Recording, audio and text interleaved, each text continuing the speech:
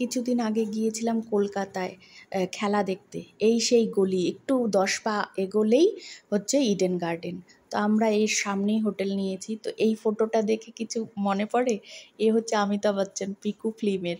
উনি পিকু ফিল্মের লাস্টে একটা দোকানে এসে কচুরি নিয়ে যায় রাধা বল্লভী, ওটা খেয়ে উনি আর কি পরলোক গমন করে। আমরা ওখানে গিয়ে ব্রেকফাস্ট করতে গিয়ে সেই দোকানটা খুঁজে পাই। মানে আমরা মানে এমনি ব্রেকফাস্ট করতে গিয়ে পেয়ে গেছি। তার নাম হচ্ছে মোহন ভাণ্ডার। তো ওখানে জানতে পারি ওই বইয়ের ওইটুকু মানে শুটিংটা এই দোকানে হয়েছে। এর নাম মোহন মিষ্টান্ন ভাণ্ডার। সত্যি অসাধারণ ছিল এই কচুরিগুলো, ভিতরে স্টাফিংটা একদম আলাদাই।